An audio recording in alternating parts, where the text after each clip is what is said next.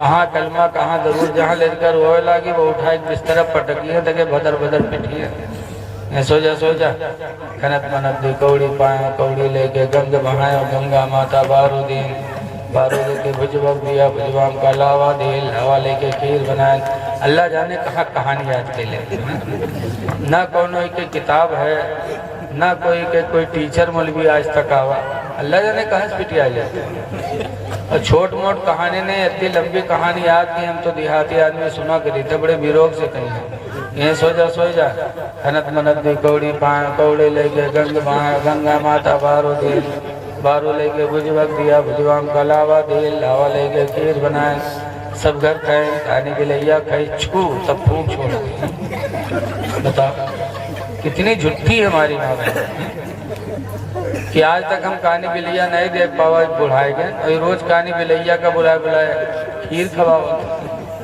تو جب مہتاری اتنی بڑی چوڑیلی نے تو لڑکا شیطان نہ بنی تو کب علی تو ایک یہ مولانا صاحب تنی کو طبیعت بنائے تو لیکن وہ ہمارا بہت بیہڑ ہون جاتا ارے بیہڑ کاہے نہ بھئی مفتی احمد یار خان ایمی لکھتے ہیں کہ بے ادب ماں با ادب اولاد جن سکتے نہیں بے ادب ماں با ادب اولاد جن سکتی نہیں مادن در مادن فولاد بن سکتے نہیں بہرحال حضور بہت خوبصورت جب مدینہ منورہ پہنچے اور عورتوں نے شعر پڑھا اس دن حضرت عبداللہ بن سلام یہودیوں کے عالم تھے کھجور کی باغ میں اپنی کھجوریں توڑوا رہے تھے جب سنا کہ آخری نبی مکہ سے ہجرت کر کے مدینہ آ گئے ہیں تو عبداللہ بن سلام اپنے کھجوروں کو ایسے ہی باغ میں چھوڑ دیا اور حضور کی زیارت کے لیے دوڑتے گئے فرماتے ہیں لما رأیت النبی صلی اللہ علیہ وسلم عبداللہ بن مسعود کہتے جب میں نے حضور کو دیکھا تو کہتے واللہ ما رأیت احسن من وجہ رسول اللہ شیئا تو کہتے اللہ کی قسم میں نے حضور کے چہرے سے خوبصورت دنیا میں نے کوئی چیز نہیں دیکھی اور حضور کی خوبصورتی دیکھ کر عبداللہ بن سلام نے کلمہ پڑھ لیا لا الہ الا اللہ محمد رسول اللہ صلی اللہ علیہ وسلم اتنے خوبصورت تھے میرے پیغمبر اسی لئے اعلیٰ حضرت امام اہل سنت بھی فرماتے ہیں کہ رخ دن ہے یا مہر سما یہ بھی نہیں وہ بھی نہیں رخ حضور کے چہرے کو رخ کہتے ہیں اعلیٰ حضرت کہتے ہیں رخ دن ہے یعنی حضور کا چہرہ سورج ہے یا مہر سما یا آسمان کا چاند ہے کوئی کہہ دے چاند ہے تو بھی غلط کوئی کہہ دے آسمان کا سورج ہے تو بھی غلط کیوں غلط اس لیے کہ حدیث پاک میں اول ما خلق اللہ نوری سب سے پہلے اللہ نے میرے نور کو بنایا وَكُلَّ الْخَلَائِقَ مِن نُورِ اور کل دنیا کو اللہ نے میرے نور سے پیدا کیا تو چاند و سورج بھی نبی کے نور سے بنے اس لیے حضور کا چہرہ چاند و سورج سے بھی کہیں زیادہ روشن فرماتے ہیں کہ رخ دن ہے یا مہر سما یہ بھی نہیں وہ بھی نہیں رخ دن ہے یا مہر سما یہ بھی نہیں وہ بھی نہیں قمری نے سروے جہاں فضا یہ بھی نہیں وہ بھی نہیں اس لیے حضور بہت ہمارے خوبصورت حضور کے بالوں کا کوئی جواب نہیں دیکھو ہمار تمہار بال نوا بنائے کے اور کوئی کے محرم ڈال دے تو جھگڑا ہوئی کہ نہ ہوئی بولو یار جھگڑا ہوگا کیونکہ بال سے گندگی ہوتی بیماری پیدا ہوتی ہے یہ ہمارے تمہارے بال ہیں کہ کسی کے دروازے پر ڈال دیا جائے تو دروازہ والا ناراض ہو، لیکن نبی کے بال، حضور نے حجۃ الوداع میں 1,40,000 صحابہ تھے، حضور کی بیوی ام سلمہ بھی ساتھ میں تھی۔ فرماتی ہیں کہ منی کی میدان میں جب سرکار کے بال مبارک بننے لگے، ایک نو تھے معرور، حضرت معرور رضی اللہ تعالیٰ عنہ جب سرکار کے بال مبارک کو بنانے لگے تو ام سلمہ کہتی ہیں کہ 1,40,000 صحابہ سب دوڑ دوڑ کے اپنے ہاتھوں میں لینے لگے، سرکار کے کسی بال کو زمین پہ گرنے نہیں دیا۔ ام سلمہ کہتی میں بھی دوڑی، مجھے بھی کچھ بال مل گئے۔ فرماتی ان بالوں کو میں نے شیشی میں بند کر کے رکھ لیا، پھر مدینہ پاک میں جب کوئی بیمار ہوتا تو پانی میں وہ شیشی ڈبا دیتی، پھر وہ پانی بیمار کو پلا دیتی تو بیمار شفا پا جاتا۔ یہ نبی کے بال ہیں کہ بیمار پی لے تو شفا پا جائے، اور ہمار تمہار بال کوئی پی لے تو ٹی بی تو ہوئی نہیں، پی لیا کرتے۔ اب حبیبن کے پیلے بال بھگو کے تو جانا وہ بالکل چوہک دوائی ہو۔ وہ کہتے ہیں کہ وہ بھی انسان، ہم بھی انسان۔ نبی کو اللہ تعالیٰ نے بے مثال بنایا، ان کے تھوک کا بھی کوئی جواب نہیں۔ خیبر فتح نہیں ہو رہا تھا، حضور سب کو جھنڈا دے رہے تھے، فتح نہیں ہو رہا تھا۔ ایک دن حضور نے فرمایا کل میں ایسے آدمی کو جھنڈا دوں گا جس کے ہاتھوں پہ خیبر فتح ہو جائے گا۔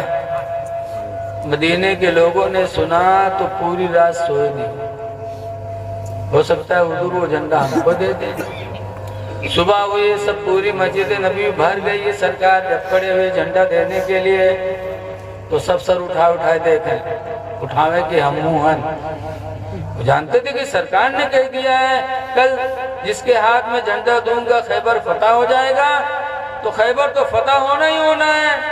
کاش اگر رسول اللہ نے ہمیں جھنڈا دے دیا تو فاتح خیبر ہم بن جائیں گے۔ تو اس امید میں سب لوگ جٹے تھے، لیکن سرکار جس کو دینا چاہتے تھے اس کو نظر ہی، اس کو دیکھا ہی نہیں۔ دیکھا مجمع میں، کہا این علی بن ابی طالب، ابو طالب کے بیٹے علی کہاں ہیں؟ جب پوچھا علی کہاں ہے تو لوگوں نے کہا بیمار ان کی آنکھ دکھتی ہے۔ سرکار نے فرمایا علی کو بلاؤ۔ علی آئے تو حدیث میں فَبَصَقَ فِي عَيْنَيْهِ، تو حضور نے علی کی آنکھوں میں اپنا تھوک لگا دیا، فَبَرِئَ عَيْنَيْهِ، تو علی کی دونوں آنکھیں ٹھیک ہو گئیں۔ جھنڈا دیا رسول اللہ نے اور حضرت علی نے جا کے خیبر کو فتح فرما دیا۔ یہ نبی کا تھوک ہے کہ دکھتی آنکھوں میں لگ جائے تو آنکھ شفایاب ہو جائے، اور ہمارا تمہارا تھوک لگ جائے تو لبدی آئے تو جیبے کریے کیوا، اور ان کے لگ جائے تو اندھریاں ہی جائے۔ کہتے ہیں وہ بھی انسان، ہم بھی انسان۔ اللہ تعالیٰ نے میرے نبی کا درجہ بہت بلند کیا۔ اعلیٰ حضرت امام اہل سنت فرماتے ہیں کہ خلق سے اولیاء، اولیاء سے رسول، خلق سے اولیاء، اولیاء سے رسول، اور رسولوں سے اعلیٰ ہمارا نبی۔ حضور کی بیوی حضرت عائشہ کو مدینے کے کچھ لوگوں نے زنا کی تہمت لگا، بڑے بڑے لوگوں کو نہیں چھوڑا۔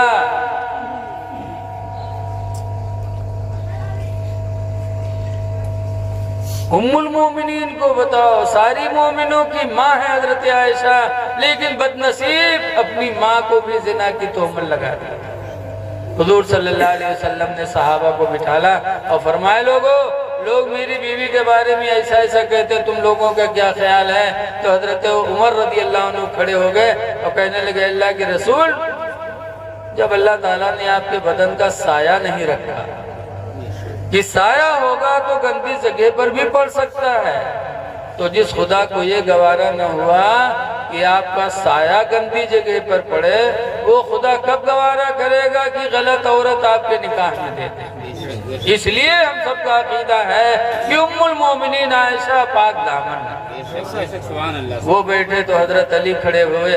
حضرت علی کہتے ہیں اللہ کے رسول جب آپ کے بدن پہ اللہ کو یہ گوارا نہ ہوا کہ کوئی مکھی بیٹھے کوئی جواں بیٹھے, اللہ نے آپ کے بدن کو جواں اور کھٹمل سب سے پاک رکھا ہے, تو جس خدا نے مکھی کا بیٹھنا گوارا نہ کیا وہ خدا غلط عورت آپ کے نکاح میں دینا کب گوارا کرے گا. یہ صحابہ کا عقیدہ تھا. حضور بے مثل و بے مثال, لیکن جن کے نصیب میں ایمان نہیں وہ نہیں مانتے. ان کا راتوں دن چلم یہی رٹاوا جاتے کہ ہمری طرح تھے, ہر چیز میں شرک شرک. یاد رکھو ان کو جماعت میں لے جا کر کے ایسا ان کا عقیدہ گندا کیا جاتا ہے کہ چاہے جتنا سمجھاؤ لیکن یہ کہیں گے وہی جو ان کو جماعت میں سکھایا جاتا ہے. ان کی مثال مولانا عبد المصطفیٰ اعظمی نے لکھی ہے کہ ان کے مثال ویسے کیسے ایک آدمی کی شادی ہوئی اور بیوی رخصت ہو گئی اور 3 مہینہ بیاہی کو ایک لڑکا مہتاری ہو گئی, تو اس کے آدمی کا چہرہ دن بدن اترنے لگا. ہفتہ 2 ہفتہ میں بالکل وہ دبلا ہو گیا. ایک دن کے مہروا کہیں اس کے آئے سب کے گھرے لڑکا پیدا ہوتے تو چہرہ چٹک رہا تھا, اور ہمارے یہاں جب نے دن سے لڑکا ہوا ہے تو چہرہ اترتے جاتے. کہا بات ہے؟ تو کہیں گاؤں نکلا باپ ہوتے تم کا تو چہرہ کہے اترا تھا. کہیں کا ہے کہیں 3 مہینہ بیاہی کو اور لڑکا ہوئے گا,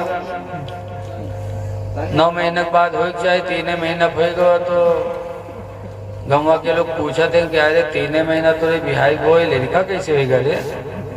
تو کہیں سمجھائے نہیں پاؤ. تو کہیں کہا سمجھائے تھی جب 9 مہینہ ضروری ہو 3 مہینہ میں لڑکا دھرا. تو عورتیا کہیں تم ہو گدھا, یہ بتاؤ تمہارے بیاہی کتے دن ہوا؟ تو کہیں 3 مہینہ. کہیں سو ہمارے بیاہی, کہیں تمہارے بیاہی 3 مہینہ ہوا.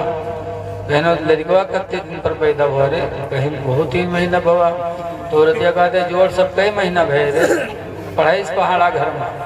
کہیں 3 مہینہ تیرے بیاہی ہوا, 3 مہینہ ہمارے بیاہی ہوا, 3 مہینہ لڑکا ہوا, سب 9 مہینہ نہیں ہوئے گے رے. جب مہر ہوا سمجھے تب کیا سمجھ میں آوا, کہیں ہاں تو سب ملا کے 9 مہینہ ہوئے گے. اب غصان کہتے اب کونو سار اگر کہہ دیں گاؤں کے تو کوئی خیریت نہیں. صبح نکلا تو کونو پڑوسی کرتا پکڑ کے کھینچے سے, کہیں اس کی کس کے رے 3 مہینہ تیرے بیاہی کو کہ لڑکا کیسے ہوئے گا رے؟ بل لڑ گا اسے. کہیں کہاں 3 مہینہ بھوا ہے, 9 مہینہ تو بھوا ہے ہو. 3 مہینہ محروت بیاہی ہوئے گا, 3 مہینہ ہمارے بیاہی ہوئے گا, 3 مہینہ لڑکا بس ہم 9 مہینہ نہیں ہوئے گی. پورا گاؤں ایک لنگ وہ اکیلے ایک لنگ. وہ ہے بکا جو محروت رٹائے تھی. یہی حال دیوبندیوں کا ہے, چلہ میں لے جا کے ایسا رٹائیں گے کہ وہ کھاتے پیتے تھے, وہ اٹھتے بیٹھتے تھے, شادی بیاہ کرتے تھے, پاخانہ پیشاب کرتے تھے. جو انسان میں چیز ہے وہ ان میں پائی جاتی ہے, لہذا ہماری طرح انسان ہے. انسان ہیں لیکن اللہ تعالیٰ نے آگے فرمایا یوحا الی انما الہکم الہ واحد, کہ میری طرف وحی آتی ہے کہ بے شک تمہارا خدا ایک خدا ہے. ہم انسان ہیں, ہم پر کوئی وحی آتی ہے؟ اللہ تعالیٰ نے حضور کا درجہ بہت بلند کیا. اسی لیے اعلیٰ حضرت نے زندگی بھر رسول اللہ کی تعریف کی ہے. نانپارہ کے راجہ سعادت بھی کو ہوئے نہ ہے کہ اعلیٰ حضرت آپ نعت بہت لکھو تو ہمارے بارے میں لکھ دو, جون منگیو تو دے دے. نانپارہ کے ایک راجہ رہا ہے, تو نانپارہ کے راجہ کے ایک شاکر درجی رہا ہے, کرتا پیجامہ صرف سیدھی ہس رہا ہے. تو کرتا پیجامہ کی سلونی میاں لگ بھگ 70 بیگھہ زمین دے دی ہے راجہ صاحب. بتاؤ کرتا پیجامہ سلائی میاں. تو اعلیٰ حضرت سے کہا کہ آپ ہماری تعریف میں لکھ دو تو جو مانگو گے دے دیں گے. تو اعلیٰ حضرت نے کیا اس کی تعریف کیا تھا؟ اعلیٰ حضرت نے نبی کی تعریف کیا تھا. فرمائے تھے کرے مدعو اہل دول رضا, پڑے اس بلا میں میری بلا. اہل دول مانے دولت والوں کی تعریف کرے. کرے مدعو اہل دول رضا, پڑے اس بلا میں میری بلا. میں گدا ہوں اپنے کریم کا، میرا دین پارنا نہیں۔ میں نے آیت کریمہ پڑھی، اللہ فرماتا یا ایھا الذین آمنوا اتقوا اللہ، اے ایمان والو تم اللہ سے ڈرو، حق تقاتہ، جیسا کہ اس سے ڈرنے کا حق ہے۔ اللہ سے ڈرو۔ جب انسان ڈرتا ہے تو خوف خدا بہت بڑی دولت ہے۔ امام غزالی نے لکھا ہے اپنی کیمیائے سعادت میں اور مکاشفۃ القلوب میں بھی ہے کہ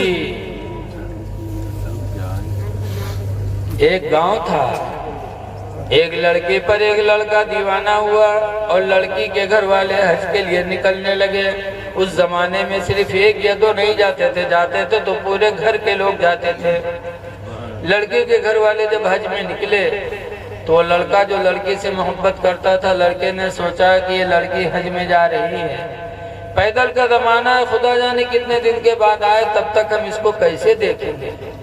تو لڑکی کو دیکھنے کی محبت میں وہ نوجوان بھی حج کے لیے تیار ہو گیا۔ قافلے میں وہ بھی نکل پڑا، پیدل کا زمانہ تھا۔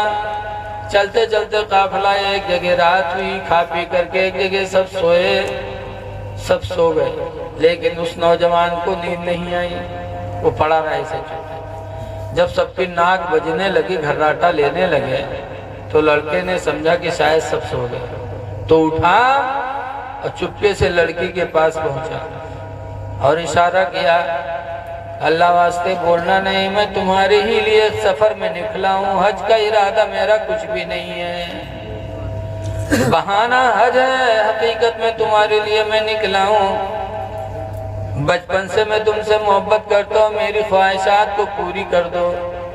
لڑکے نے کہا اچھا تو دیکھو کوئی جگ تو نہیں رہا ہے، ذرا دیکھ لو کوئی جگتا تو نہیں ہے۔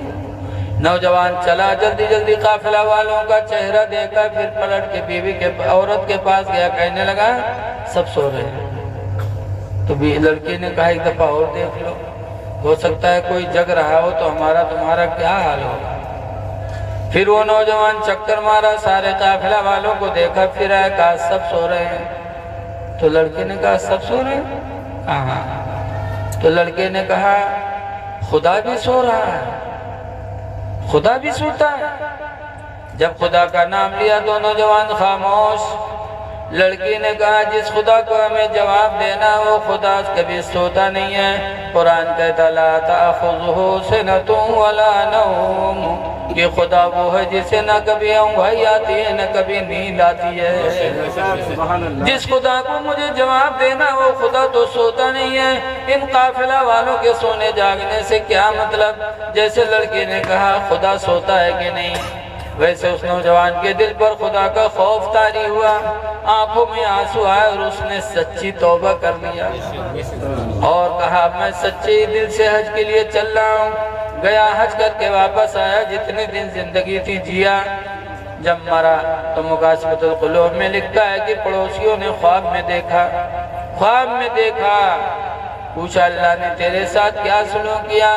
تو کہتا اسی خوف خدا کی برکت سے اللہ تعالیٰ نے مجھے بخش دیا۔ پتہ چلا انسان جب اللہ سے ڈرتا جیسا کہ ڈرنے کا حق ہے تو اللہ تعالیٰ اس کو اپنی رحمتوں سے مالا مال کر دیتا ہے۔ اللہ سے ڈرو، جب ڈرو گے تو انشاءاللہ ہماری تمہاری نمازیں نہیں چھٹیں گی۔ اللہ سے ڈرنے والا انسان کبھی ماں باپ کو تکلیف نہیں پہنچائے گا، اس لیے کہ اللہ تعالیٰ نے ماں باپ کے تعلق سے قرآن میں فرمایا ہے اعبدوا اللہ ولا تشرکوا بہ شیئا، کہ اللہ کی عبادت کرو اور اس کے ساتھ کسی کو شریک نہ ٹھہراؤ۔ اللہ کی عبادت کرو اور ماں باپ کے ساتھ حسن سلوک کرو، وبالوالدین احسانا، اور ماں باپ کے ساتھ حسن سلوک کرو۔ قرآن کریم میں 17 مرتبہ 17 جگہ اللہ نے فرمایا کہ وبالوالدین احسانا، ماں باپ کے ساتھ برتاؤ کرو، ماں باپ کے ساتھ اچھا سلوک کرو، لیکن ہم اس کو نہیں دیکھتے۔ اے لوگو، ماں باپ تمہارے لیے جنت بھی ہیں اور ماں باپ تمہارے لیے جہنم بھی ہیں۔ اسی لیے حضور فرماتے ہما جنتک و ہما نارک، ماں باپ تمہارے لیے جہنم بھی ہیں اور ماں باپ تمہارے لیے جنت بھی ہیں۔ ماں باپ راضی ہے تو جنت تمہاری، ماں باپ ناراض تو جہنم تمہاری۔ اس لیے لوگوں ماں باپ کی خدمت کرو، ماں باپ کی تعظیم کرو۔ قرآن حکیم میں اللہ فرماتا ہے ایک جگہ اشکر لی ولی والدیک، اللہ فرماتا میرا شکریہ ادا کرو اور اپنے ماں باپ کا شکریہ ادا کرو۔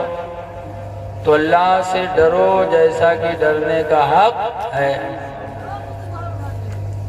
نمازیں پڑھو، بغیر نماز کے خدا راضی نہیں ہوگا، اس لیے کہ مختلف روایتوں سے ثابت ہے۔ حضرت عمر فاروق اعظم رضی اللہ عنہ، حضرت سیدنا علی شیر خدا رضی اللہ تعالیٰ عنہ ہیں، کیا نماز سے محبت ہے۔ جنگ صفین میں حضرت علی رضی اللہ تعالیٰ عنہ لڑ رہے تھے اللہ کی راہ میں، لڑتے لڑتے ایک تیر آئی اور حضرت علی کے ران میں لگی۔ جب تیر لگی تو حضرت علی رضی اللہ تعالیٰ عنہ گھوڑے سے نیچے آ گئے۔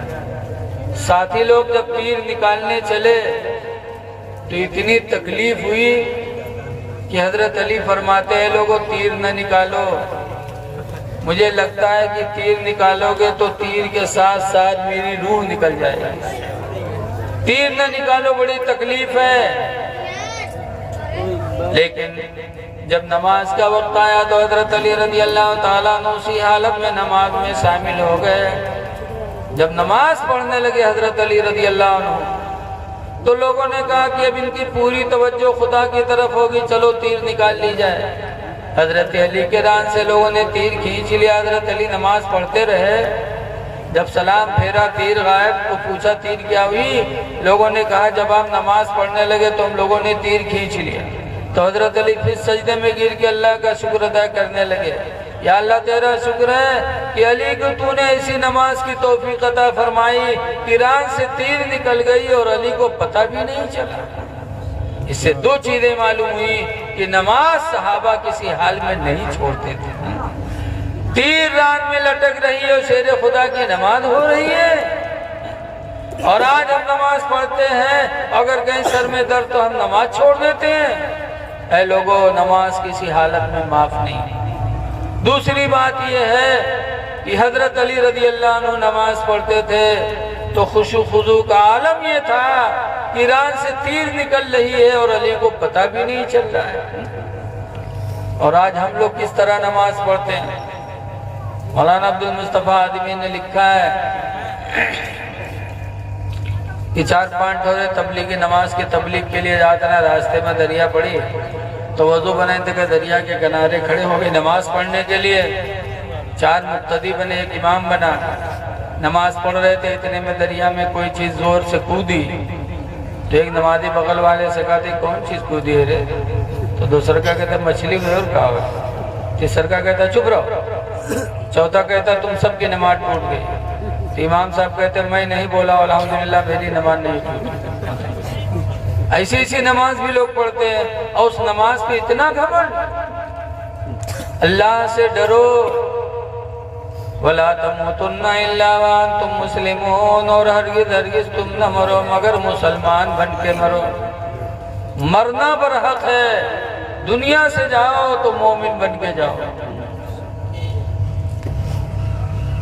اللہ سے ڈرو جیسا کہ ڈرنے کا حق ہے۔ جو ڈرے گا وہ کبھی ماں باپ کو ستائے گا نہیں، جو اللہ سے ڈرے گا وہ اپنے بھائی کا حق نہیں مارے گا۔ آج بھائی بھائی کا دشمن ہے، لیکن یاد رکھو اللہ کے رسول فرماتے ہیں انس قال قال رسول اللہ، حضرت انس سے